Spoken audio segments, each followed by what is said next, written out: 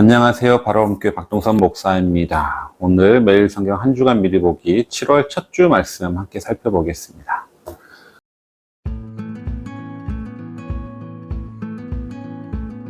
이번 주 매일 성경 본문은 디도서 2장부터 끝까지입니다. 그리고 구약의 예레미야로 넘어가는데요. 예레미야 1장 1절부터 2장 28절까지입니다. 디도서 1장의 내용은 디도가 글에 대해서 꼭 해야 될 일에 대한 내용이었다면, 디도서 2장과 3장은 사도 바울이 디도에게 이제 그레데 교인들에게 어떻게 가르쳐야 할지 그것들을 조언하는 내용입니다. 2장에서는 가정생활에 대한 가르침이고요. 3장에서는 사회생활에 대한 가르침이 그 주된 내용이라 할 수 있겠습니다. 그 다음에는 이제 구약의 예레미야로 넘어가는데요. 이번 주는 예레미야 1장과 2장 28절까지의 본문을 내용으로 하고 있습니다. 예레미야 1장은 아나돗 제사장이었던 예레미야를 선지자로 부르시는 내용이었다면, 예레미야 2장은 부르심을 받은 예레미야가 이스라엘의 죄를 고발하는 그것을 주된 내용으로 하고 있습니다.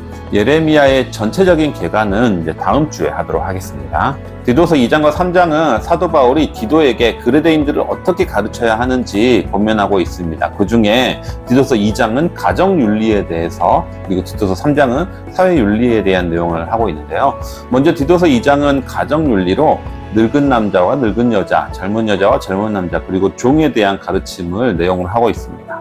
그런데 아주 높은 차원에 대한 윤리를 가르치는 것이 아니라 내용을 잘 읽어보면 가장 기초적인 내용들을 가르친다라고 볼 수가 있겠습니다. 늙은 남자에게는 절제할 것을 가르치고요. 늙은 여자는 술 취하지 말고 남을 모함하지 말라라고 이야기합니다. 젊은 여자는 신중하고 남편에게 복종하라. 그리고 젊은 남자는 선한 일을 하며 단정하고 바른 말을 할 것을 가르치고 있습니다. 그리고 종에게는 상전에게 순종하고 훔치지 말라라고 말을 합니다. 바울이 이런 것들을 가르치라라고 말하고 있는 것을 보면, 디도가 목회하고 있는 그레데 사람들은 성숙하고 윤리적인 신앙인인 것이 아니라 상당히 거칠고 비윤리적인 생활에 가까운 삶을 살고 있는 이들임을 알 수가 있습니다. 어쩌면 신앙의 초보 단계에 머물러 있는 사람들인 거죠. 언젠가부터 우리 교회는 상당히 고상하고 바른 사람들이 모이는 곳이 되었습니다. 못 배운 사람들이나 세상의 질서에서 벗어난 사람들이 오는 곳은 어쩌면 거부하는 곳이 되어버린 것 같습니다. 하지만 디도는 그러한 이들을 대상으로 목회를 했고, 바울은 그들을 내치는 것이 아니라 아주 가장 기본적인 것, 기초적인 것들을 가르치는 것을 주저하지 말도록 디도에게 권면하는 것이죠. 우리가 이렇게 가정윤리를 지켜야 하는 이유가 무엇입니까? 사도 바울은 하나님의 은혜를 통해서 우리가 선한 일을 열심히 하는 자가 되었다라고 얘기를 합니다. 우리의 공로로 우리가 도덕적인 사람이 된 것이 아니라, 우리도 원래 죄인이었지만 하나님의 은혜로 의롭게 된 것처럼 우리도 그들을 당연히 받아들이고 대신에 선한 삶을 살 수 있도록 가르쳐야 된다라는 것이죠. 하나님의 은혜는 단순히 우리가 죽어서 천국에 가는 것이 전부가 아닙니다. 우리가 이 세상을 살아가는 동안에 더 나은 사람이 되도록 하고 더 선한 사람이 되도록 하는 것 역시 하나님의 은혜라고 할 수가 있는 것이죠. 3장에서는 이제 사회윤리에 대해서 말합니다. 두 가지의 관계에 대해서 말하는데, 먼저 통치자에 대해서, 그리고 다른 이웃에 대해서 이야기를 합니다. 통치자에 대해서는 복종하고 순종할 것을 가르치라. 그리고 그 밖의 인간관계에 대해서는 범사의 온유함을 모든 사람에게 나타내라 라고 권면하라고 이렇게 가르치는 거죠.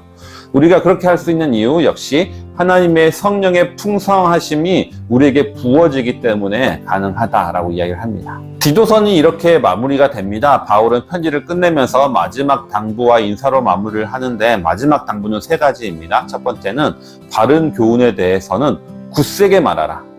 둘째는 어리석은 변론과 다툼은 피하라. 그리고 셋째는 이단에 속한 사람은 한두 번 훈계한 후 멀리하라. 이렇게 권면하면서 마무리 인사하고 편지를 하고 있습니다.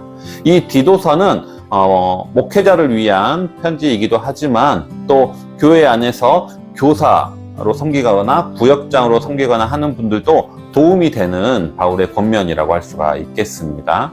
그 후 매일 성경 본문이 이어서 예레미야로 넘어갑니다. 구약의 예레미야로 넘어가는데, 예레미야 1장과 2장 28절까지가 이번 주 본문이 됩니다.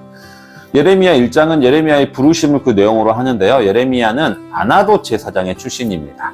그 당시 제사장들은 사독 계열과 아비아달 계열로 나뉘게 되는데요. 이들이 나뉘게 된 이유가 다윗의 후계자 선택 과정 때문입니다. 그 당시 아도니아와 솔로몬이 다윗 이후의 왕이 되기 위해서 경쟁을 펼치게 되는데 아비아달이라는 제사장은 아도니아 쪽에 붙게 되고 사독이라는 제사장은 솔로몬과 협력을 하게 됩니다. 이후 솔로몬이 왕이 되면서 아비아달 계열의 제사장들은 아나돗으로 일종의 유배를 당하게 되는 거죠. 따라서 예레미야가 아나돗의 제사장이라는 뜻은 중심 권력에서 밀려나 있는 아주 소외된 제사장 출신이라는 것을 알 수가 있습니다. 따라서 권력 친화적이지 않은 개혁적인 메시지를 당연히 선포하게 되는데요. 예레미야가 선포하는 메시지는 당시 왕과 제사장과 같은 권력자들 뿐만 아니라 일반 백성들도 싫어하는 메시지가 됩니다. 결국은 예레미야는 모두에게 배척당하게 되는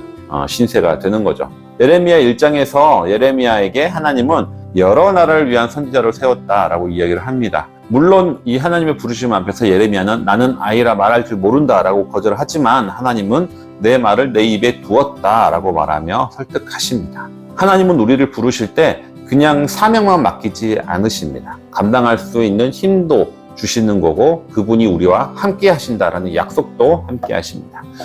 그 후에 하나님은 예레미야에게 두 가지 환상을 보게 하는데요. 살구나무 환상과 끓는 가마 환상입니다. 끓는 가마는 북쪽에서 하나님의 진도가 임할 것임을 우리가 단적으로 이해가 가능하는데요. 살구나무 환상은 어쩌면 이해하기가 쉽지가 않습니다. 왜냐하면 그 이유는 히브리어의 유사 발음을 이용한 말씀이기 때문입니다. 살구나무가 히브리어로 샤케드인데 지켜보다는 단어가 쇼케드입니다. 예레미야가 살구나무를 지켜보듯이 하나님이 이스라엘을 지켜보고 있다는 것을 의미하고 있는 것이죠. 이렇게 언어의 유희를 통한 메시지이기 때문에 한글로만 읽으면 약간 이해가 되지 않는 부분이 있습니다. 즉, 이 두 개의 환상은 하나님이 예레미야를 부르시는 목적이 무엇인지를 알려줍니다. 빵의 왕국이 예레미야를 쳐들어올 것이 임박해져 있는 상황이고요. 그리고 하나님은 그 모습을 지켜보고 있다라는 겁니다. 예레미야에게 이스라엘 향한 심판의 메시지를 선포하라라는 것이 하나님의 부르심인 거죠. 물론 우리가 이해할 것은 이 심판의 메시지는 너 망한다라는 것이 전부가 아닙니다. 너 망한다라고 선포하는 이유는 너가 회개하고 돌아와야 된다라는 것을 말씀하기 위해서. 2장에서는 왜 이스라엘에게 하나님의 진노가 임하는지 이스라엘의 죄에 대해서 예레미야가 고발하고 있습니다. 2장의 가장 중심 구절이라고 할 수 있는 구절이 13절인데요. 13절에 의하면 예레미야의 죄는 두 가지로 요약되는데 하나는 생수의 근원 되시는 하나님을 버린 것, 그리고 또 하나는 스스로 엉망인 웅덩이를 판 것인데 스스로 웅덩이를 팠다라는 것은 우상숭배를 의미하는 겁니다. 즉 하나님을 버린 것과 우상숭배 두 가지가 이스라엘의 죄라는 것이죠. 우리는 모두 생수를 필요로 하는 존재입니다. 하지만 생수의 근원이신 하나님을 아는 자는 많지가 않습니다.